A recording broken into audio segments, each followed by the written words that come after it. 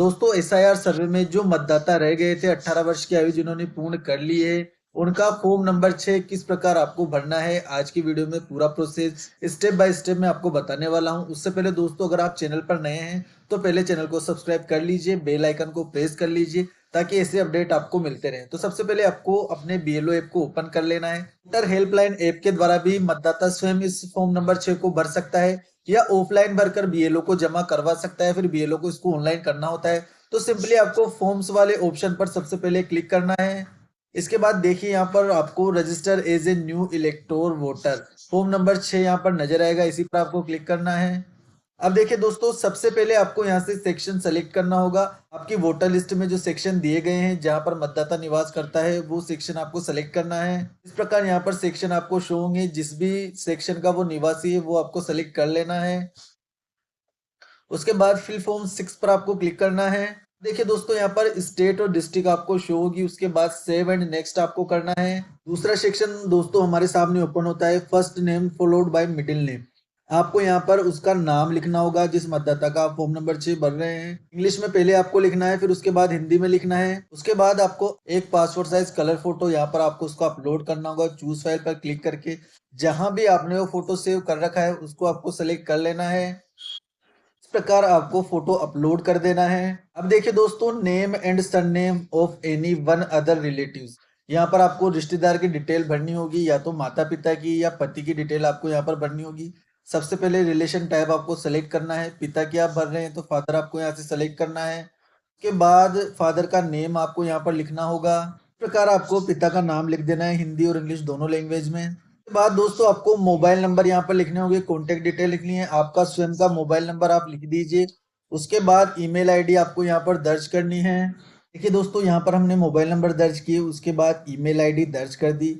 Mobile number आपको self के दर्ज करने हैं क्योंकि बाद में ओटीपी की सहायता से आप इसको डाउनलोड भी कर सकते हैं। उसके बाद आपको यहाँ पर आधार की डिटेल्स दर्ज करनी है, आधार नंबर आपको यहाँ पर दर्ज करने होंगे। उसके बाद जेंडर आपको यहाँ से सेलेक्ट करना है, मेल है फीमेल है जो भी जेंडर है वो सेलेक्ट कर ले। उसके बाद डेट ऑफ बर्थ आपको यहाँ से सेलेक्ट करनी है। डेट ऑफ बर्थ के लिए पूरा सेक्शन यहाँ से दिया गया है। सन आप यहाँ से चेंज कर सकते हैं, जो भी सन है वो आपको यहाँ से सेलेक्ट करना होगा। उसके बाद डेट आपको सेलेक्ट करनी है। इस प्रकार डेट ऑफ बर्थ आपको फिलअप करनी है। उसके बाद self attested copy of document supporting age proof attest, एक डॉक्यूमेंट आपको यहाँ पर सेलेक्ट करना है। अब दोस्तों यहाँ पर डॉक्यूमेंट्स कौन कौन से दिए गए हैं वो आप देख लीजिए। बर्थ सर्टिफिकेट है, Aadhaar card, PAN card, driving licence, 10वीं की मार्कशीट और इंडियन पासपोर्ट, यही डॉक्यूमेंट्स दिए गए हैं। इसके अलावा कोई दूसरा डॉक्यूमेंट यहाँ पर नहीं है। कोई दूसरा दस्तावेज आप लगाते हैं तो एनी अदर डॉक्यूमेंट आपको यहाँ पर सेलेक्ट करना होगा और उसका नीचे नाम लिखना होगा। तो 10th की मार्कशीट हम यहाँ पर अपलोड करेंगे, तो 10th की मार्कशीट हम ले लेते हैं। उसके बाद चूज फाइल करके 10th की मार्कशीट हमें यहाँ पर अपलोड करनी होगी। 10th की मार्कशीट दोस्तों हमारी यहाँ पर अपलोड हो चुकी है। उसके बाद सेव एंड नेक्स्ट बटन पर आपको क्लिक करना है।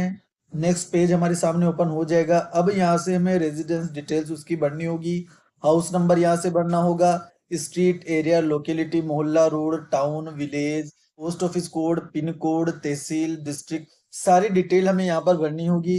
एड्रेस पूरा फिलअप करने के बाद हमें document proof of residence, residence के लिए एक डॉक्यूमेंट प्रूफ हमें यहाँ पर अपलोड करना होगा। डॉक्यूमेंट्स की लिस्ट आप देख लीजिए, यहाँ पर दी गई है।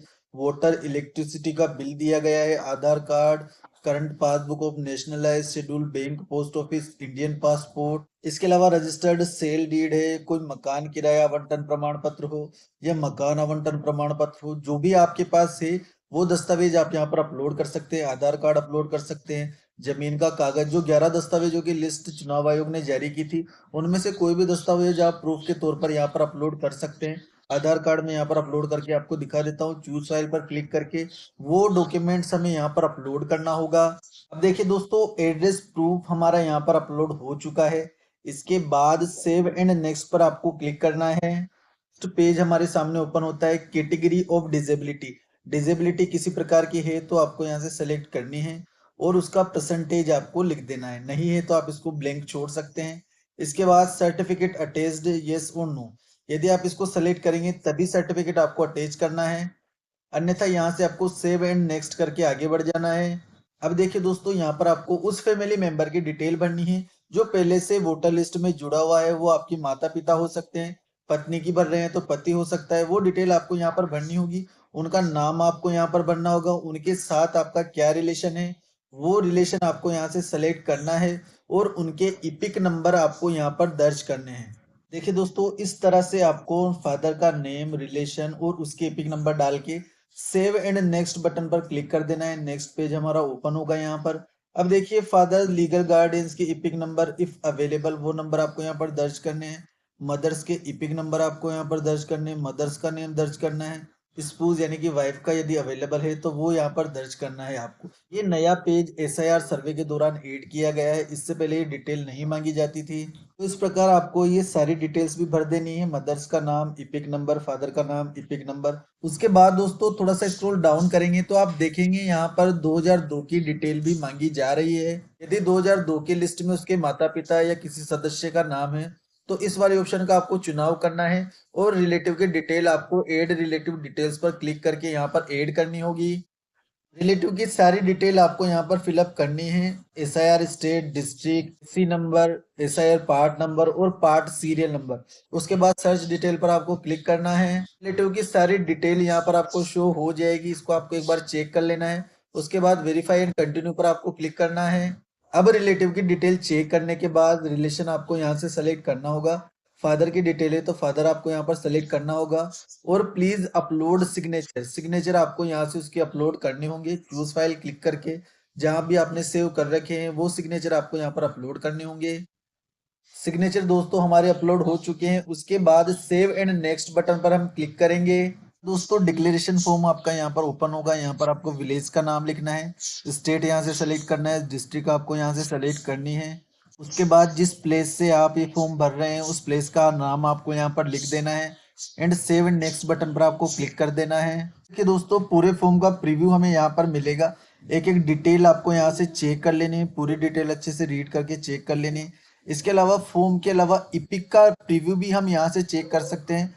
इस प्रकार का इपिक हमें ये शो होगा। यहाँ से आपको नाम, पिता का नाम, फादर्स नेम, जेंडर, जन्म तिथि, सब चीजें यहाँ से चेक कर लेनी है। अगर आप यहाँ से अच्छे से चेक कर लेते हैं तो बाद में करेक्शन की आपको आवश्यकता नहीं पड़ेगी, क्योंकि जो इपिक आपको शो हो रहा है ऐसा ही इपिक बाद में आपको जनरेट होगा।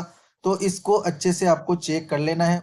उसके बाद सबमिट का बटन यहाँ पर दिया गया है, सबमिट बटन पर क्लिक करके आपको इसको सबमिट कर देना है। रेफरेंस नंबर आपके इश्यू हो जाएंगे और सक्सेसफुली फॉर्म नंबर 6 आपका सबमिट हो जाएगा। वीडियो अगर आपको यूजफुल लगी हो तो वीडियो को लाइक कर दे, चैनल को सब्सक्राइब करना ना भूले। Thank you.